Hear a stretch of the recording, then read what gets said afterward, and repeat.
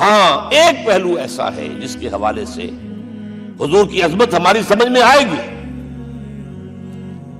حضور ایک انسان کی حیثیت سے کیا تھے، ایک باپ کی حیثیت سے آپ کا کیا طرز عمل تھا. ذرا یاد کیجئے، جگر گوشہ رسول حضرت فاطمہ بتول رضی اللہ تعالیٰ عنہ وہ حاضر ہوتی ہے، ابا جان دیکھیے چکی پیس پیس کر یہ گھٹے پڑ گئے میرے ہاتھ میں، ایک کنویں سے پانی لاتی ہوں، مشکیزیں کہ یہاں پر بندیاں پڑ گئی. حضور اب تو عام لوگوں پر بھی آسانیاں ہیں، لوگوں کے ہاں غلام آ گئے ہیں، کنیزیں آ گئی ہیں، مال و دولت آ گئی ہے، مجھے بھی کوئی غلام کنیز عطا ہو جائے. اور آپ کو معلوم ہے یہ لخت جگر نور چشم محمد کی سب سے پیاری بیٹی صلی اللہ علیہ وسلم، کوئی شک نہیں اس میں، فاطمہ کیا بیتی ہوگی حضور کے قلب پر. لیکن فرمایا کیا بیٹی، یہ دنیا کی چیزیں ہمارے لیے نہیں ہیں، میں تمہیں اس سے بہتر شے دیتا ہوں. تسبیح فاطمہ ہر نماز کے بعد 33 مرتبہ سبحان اللہ، 33 مرتبہ الحمدللہ، 33 مرتبہ اللہ اکبر کہہ لیا کرو. لیکن سوچ لیجئے دل پر کیا گزری ہوگی صلی اللہ علیہ وسلم. حضرت عائشہ سے پوچھئے، حضرت خدیجہ سے پوچھئے حضور کیسے شوہر تھے، آپ سے زیادہ خواتین کے حق میں نرم، گھر کے کام کا جھاڑو دے رہے ہیں، کپڑے جو ہیں بوسیدہ انہیں سی رہے، گھر میں بیٹھے ہوئے یہ کام کرتے تھے. بہرحال ایک بات میں آپ سے عرض کروں، آپ انسان کی جس حیثیت کا بھی ذہن میں تصور کریں گے وہ ساری حیثیتیں محمد میں موجود ہیں صلی اللہ علیہ وسلم. محمد حاکم کی حیثیت سے بھی ہے، محمد سب سالار کی حیثیت سے بھی ہے، محمد قاضی القضات بھی ہیں، محمد ہیڈ آف دی اسٹیٹ بھی ہیں، محمد بیویوں والے بھی ہیں، اولاد والے بھی ہیں، محمد 5 وقتہ امام بھی ہیں، جمعے کے خطیب بھی ہیں، مدرس قرآن بھی ہیں، مربی بھی ہیں، مزکی بھی ہیں، اور ہر میدان میں بلند ترین مقام. کوئی ایسی جامع شخصیت ملے گی؟ ہمارے ہاں تو حال یہ ہے کہ جو خطیب صاحب ہوتے ہیں وہ 5 وقتہ نماز کیسے پڑھا سکتے ہیں، ان کا تو اونچا مقام ہے. 5 وقتہ نماز کے لیے تو علیحدہ چاہیے امام آپ کو، اور وہاں بھی ایک امام سینئر ہوگا وہ عشاء مغرب اور فجر پڑھائے گا، ایک جونیئر ہوگا بیچارہ وہ جو خاموش نماز ہے وہ پڑھائے گا. 5 وقتہ نماز پڑھا رہے ہیں محمد صلی اللہ علیہ وسلم، اور خطیب بھی وہی ہے، مربی بھی وہی ہے، مزکی بھی وہی ہے. ہمارے ہاں جو لوگ تزکیہ نفس کے میدان میں ہیں وہ پھر جماعت کبھی نہیں کراتے، کبھی نہیں دیکھا ہوگا آپ نے کسی صاحب کو کراتے ہوئے. یہ جامعیت جو ہے، جامعیت کبریٰ. میں صرف ایک بات کہا کرتا ہوں، ایک اعتبار سے حضور کا اسوہ نامکمل ہے. آپ مجھے سوء ادب کا مرتکب نہ قرار دے دیں. اسوہ کیا ہے؟ عورت کے لیے اس کی اپنی نسوانی زندگی کے لیے اسوہ آپ میں نہیں ہے. آخر نصف انسانیت ہے، اسے بھی اسوہ چاہیے. یہ ہے جس کی وجہ سے حضور نے شادیاں کی ہیں زیادہ.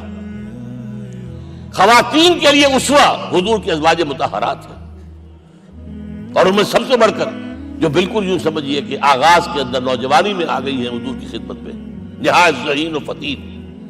انہوں نے پھر عورت کی زندگی کے لیے حضور کا جو طرز عمل تھا وہ انہوں نے بیان کیا نا. اس لیے سورہ احزاب کے اندر اس کا تذکرہ ہے، جہاں یہ آتا ہے لقد کان لکم فی رسول اللہ اسوۃ حسنہ، وہیں پر یا نساء النبی لستن کاحد من النساء، اے نبی کی بیویوں تم عام عورتوں کے مانند نہیں ہو، تمہیں تو اسوہ بننا ہے امت کے لیے. اب اس سے اگلا قدم میں بڑھا رہا ہوں آگے، اور اس کے ساتھ جڑ جائے گی تیسری بات. تیسری بات کیا ہے؟ وَنَصَرُوهُ، اس کی مدد کریں صلی اللہ علیہ وسلم. پہلی بات تو یہ نوٹ کیجئے، حضور انتہائی غیور انسان تھے، انتہائی غیور. یہ کہا جاتا ہے کہ اگر حضور گھوڑے پر اس میں سوار ہوتے تھے اونٹ پر، اور آپ کا کوڑا نیچے گر گیا تو آپ یہ کسی سے نہیں کہتے تھے کہ ذرا یہ میرا کوڑا مجھے پکڑا دینا، یہ بھی گوارا نہیں تھا. آپ اونٹ بٹھا کر نیچے اتر کر اپنا کوڑا خود اٹھاتے تھے. کسی سے اپنے ذاتی کام کے لیے کوئی مدد مانگنا امکان ہی نہیں. بلکہ ایک واقعہ تو وہ ہے جب بھی میں تذکرہ کرتا ہوں میری آنکھوں میں آنسو آ جاتے ہیں. یہ ہجرت کے وقت کا واقعہ ہے. آپ کو معلوم ہے حضور نے تمام مسلمانوں کو مکے سے جانے کی اجازت دی، چلے جاؤ مدینے، چلے جاؤ مدینے. آپ خود تھے موجود، اس لیے کہ رسول اپنے مقام کو نہیں چھوڑ سکتا وداؤٹ ایکسپریس پرمیشن فرام اللہ سبحانہ وتعالی.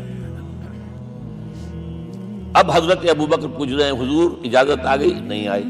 آ گئی؟ نہیں آئی. دن گزر رہے ہیں.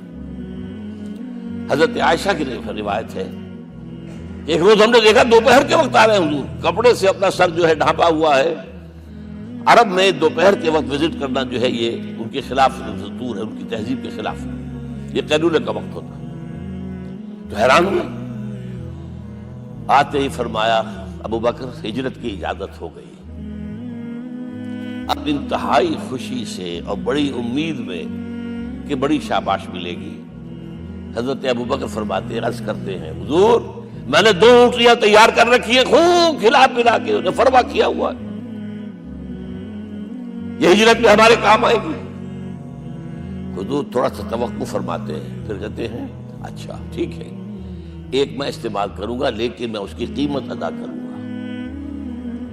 حضرت ابوبکر رو پڑے. حضور مجھ سے یہ مغایرت، سائے کے طرح کے ساتھ رہنے والا، اس سے یہ مغایرت، ذرا سے اشارے پر اپنی کم سن بیٹی پیش کر دی نکاح کے اندر، اس سے یہ مغایرت. رو پڑے. لیکن حضور کی اپنی غیرت تھی، میں قیمت دوں. اب بتائیے مدد کا کے لیے درکار تھی؟ مدد تھی ان کے مشن کے لیے. مشن 2 حصوں میں تھا. اس کو جانیے، آج کچھ علمی باتیں آ رہی ہیں.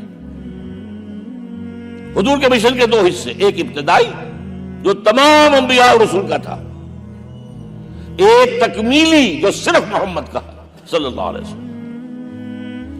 ابتدائی کیا ہے؟ اللہ کی طرف دعوت، تبلیغ. جو دعوت قبول کر لیں ان کے لیے بشارت، بشیر کہ تمہارے لیے آخرت میں جنت ہے، دیوتے ہیں. رد کر دیں ان کے لیے نذیر، خبردار کرنے والے، جہنم کے لیے تیاری کر لو. داعی اللہ، اللہ کی طرف بلانے والے. سراجا منیرا، روشنی کے چراغ. یہ حیثیتیں مشترک ہے تمام انبیاء کرام. تمام انبیاء بشیر بھی تھے، نذیر بھی تھے، داعی بھی تھے، سراج منیر بھی تھے. اگرچہ ان تمام حیثیتوں میں بھی حضور کا سب سے اونچا مقام علیحدہ نمایاں ہے، لیکن حیثیتیں بنیادی طور پر مشترک ہیں. ایک حیثیت تکمیلی، اور وہ کیا ہے؟ اے نبی جو دین آپ کو دیا گیا ہے صرف تبلیغ نہیں، صرف تعلیم نہیں، اس کو قائم کر کے دکھاؤ ایک نظام زندگی کی حیثیت سے. 3 مرتبہ قرآن میں یہ الفاظ حضور کے لیے آئے ہیں، هو الذی ارسل رسولہ بالہدی ودین الحق لیظہرہ علی الدین کلہ. 3 دفعہ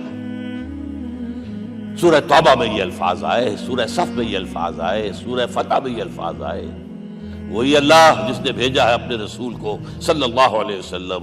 الہدا، قرآن حکیم، ہدایت کاملہ، اور نمبر 2 دین حق. یہ 2 چیزیں دے کر بھیجا. کس لیے؟ تاکہ اس دین کو غالب کرے پورے نظام زندگی پر. یہ معاملہ ذرا سوچئے. اور یہ حضور کے لیے 3 دفعہ، اور کسی اور نبی کے لیے 1 دفعہ بھی نہیں. قرآن مجید کے اس نقطے کو ستا اٹھ کے کوئی نہیں خوش ہوتا،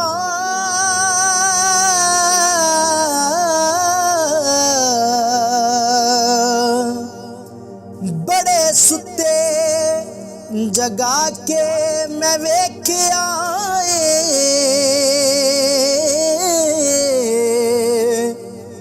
کتے جیا نہیں کوئی وفادار ڈٹھا، ਤੇ ਟੁੱਕਰ ਸੁੱਕਾ ਵੀ ਪਾ ਕੇ ਵੇਖ ਆਏ।